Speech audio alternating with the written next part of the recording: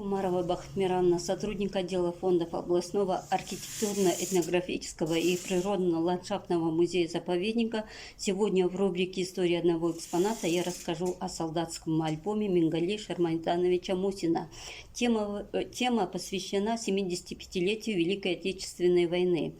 В 2009 году Фонд редкой книги и рукописи Восточно-Казахстанского областного архитектурно-этнографического и природно-ландшафтного музея-заповедника поступил интересный солдатский альбом военного времени Мингали Шеймардановича Мусина. Все эти годы он хранил свои рукописи и этот альбом в маленьком деревянном чемоданчике. Родился Мингали Шеймарданович 28 августа 1927 года в ауле Нугуманово Большенарымского района. Аул Нугуманово было основано татарами-переселенцами из Поволжья в первой половине XIX века. Сейчас этого аула нет, потому что при строительстве Бухтарминского водохранилища многие населенные пункты, в том числе и данный аул, оказался в зоне затопления. Прадедом Мингали Шеймардановича был Шарафиддин Мухаммед. Будущий писатель родился в семье кузнеца-татарина Шаймурдана и его жены Бибинур Гинатуловны. В семье было 7 детей. Вторым ребенком был Мингали. Отец Шаймардан Гималиддинович, в некоторых источниках Гимадиевич, родился в 1898 году в селе Черноярка Кокпектинского района. Его отец был кузнецом, но мог и плотничать, и точать сапоги, и класть печи. В детстве 2 года учился в медресе мечети аула Тана. Самостоятельно научился читать и писать по-казахски и по-русски, благодаря чему избрался неоднократно председателем сельпо, любил книги. Эту любовь с раннего детства привил своему сыну Мингали. Мать Бибинур Гинатуловна, дочь состоятельных родителей, однако была неграмотной. В 1934 году семья Мусиных переезжает в село Кумашкино, ныне село Курчум. Семья Мусиных часто меняла место жительства, поэтому маленькому Мингали пришлось учиться в разных школах, и учился он то в казахской, то в русской школе. Сначала он учится 2 года в селе Кумашкино, Курчум, затем в селе Казнаковка Самарского района, где окончит 4-классную школу, а аттестат о среднем образовании получает в Жулдузской средней школе Большенарымского района. Мингали с детства много читал. В школьные годы он писал небольшие заметки и стихи. Причем он мог писать на 3 языках: на казахском, на русском и на родном татарском. Не случайно его учителя, друзья, родные ему еще тогда пророчили журналистскую карьеру. Его первыми произведениями, которых он написал в 16 лет, стали 2 поэмы «Жамбыл» и «Партизаны». Поэму «Жамбыл» он написал на казахском языке и отправил в редакцию газеты «Социалисты Казахстан». Редакция газеты через Орманова, литературного секретаря Жамбула Жабаева, ознакомилась с поэмой самого Акына. После этого Мингали Шеймарданович был приглашен в Алмату для доработки поэмы и для встречи с самим Аксакалом Жамбулом. Но встреча не состоялась. Мусина призвали в армию. Так, в 1944 году 17-летнего юношу по повестке призвали в ряды Красной армии. Из учебного соединения сначала он попал в состав 63-й Витебской краснознаменной стрелковой орденов Ленина, Красного Знамени, Суворова 2-й степени дивизии. Дивизия принимала участие в восточно-прусской стратегической операции, штурме Кёнигсберга.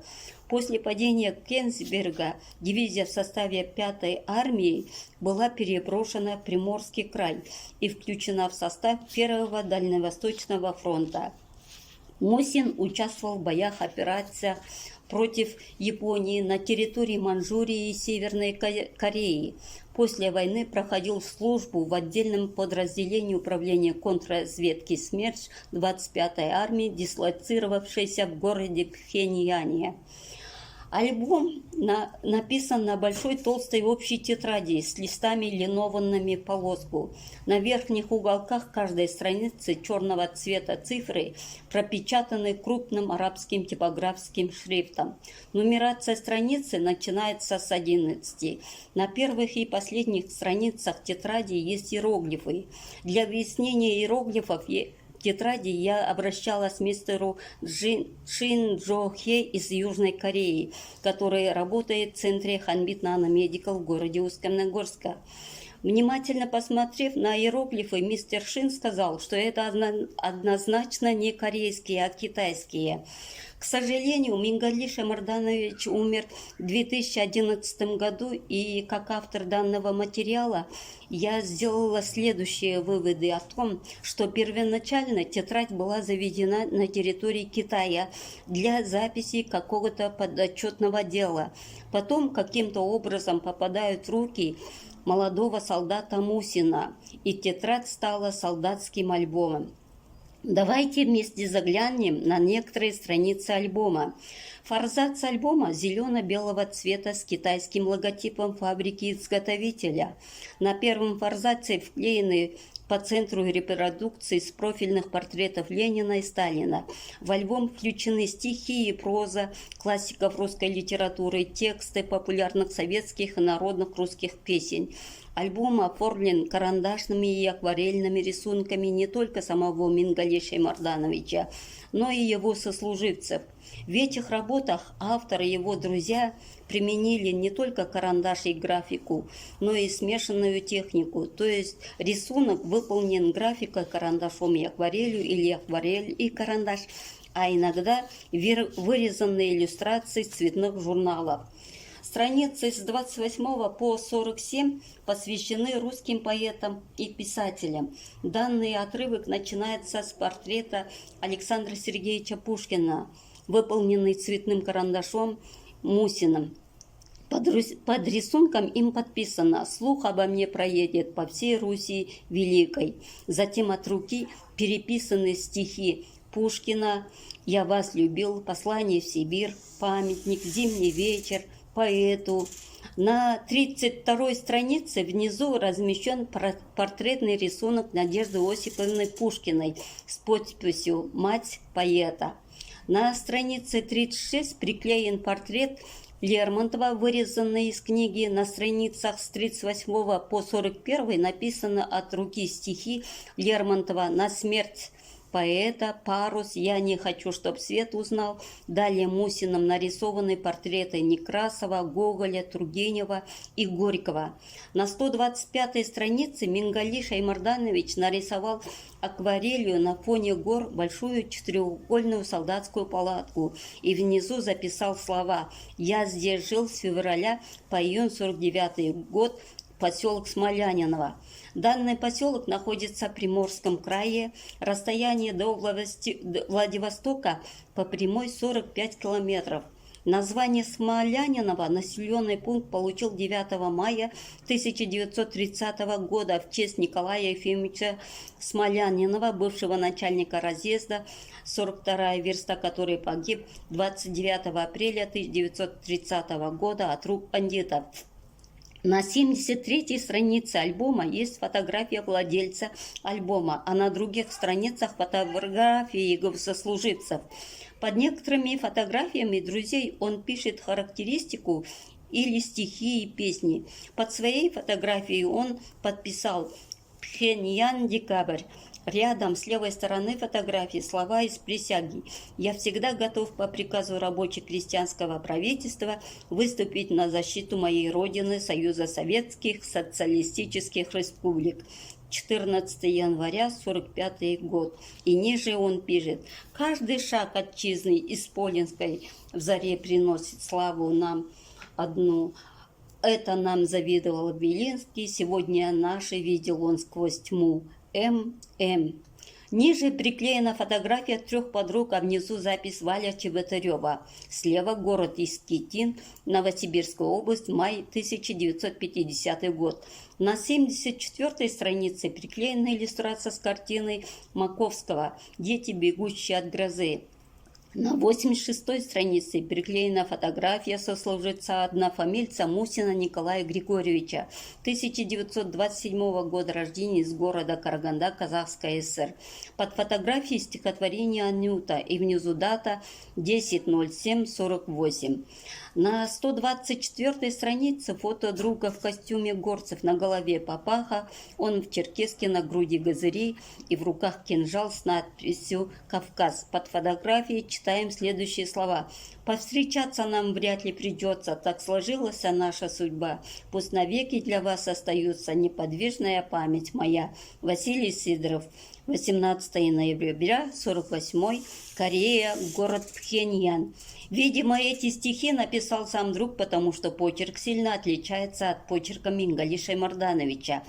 На 126-й странице друг Мингали Шаймардановича Сидоров оставил на память свой автограф и рисунок. Под рисунком слова русской народной песни «Коробушка». На страницах со 164 до 169 автор оставил лирические записи, воспоминания о своих сослуживцах, с которыми он вместе воевал, и о его первой настоящей любви.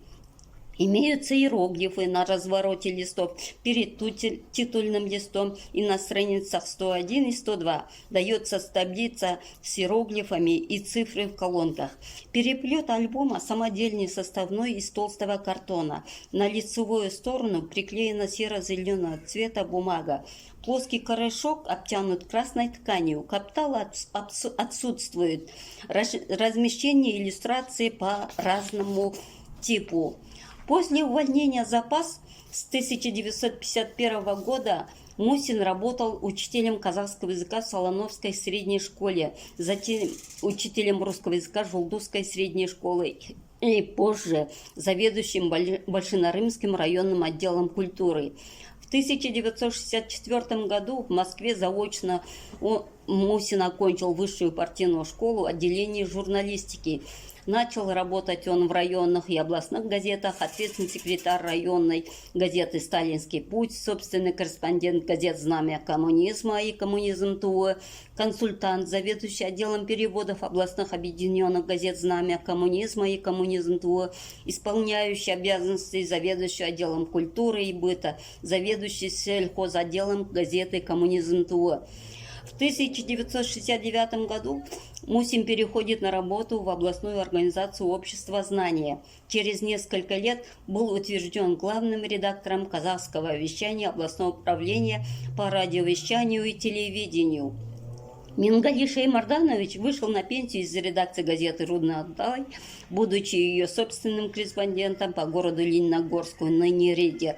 Находясь на заслуженном отдыхе в течение 7 лет, Мингали Шаймарданович работал корреспондентом радио «Свобода», «Азаттык», город Прага, по Восточно-Казахстанской области. Листая страницы альбома военных лет Мингали Шаймардановича Мусина, мы узнали о его любви к русской поэзии, песням и стихам того времени. Мы узнали о тесной дружбе со своими сослуживцами, которые тоже на память ему писали любимые стихи или песни, дарили фотографии. Патриотические стихи и песни военных лет дает молодому поколению дух и отцовский характер.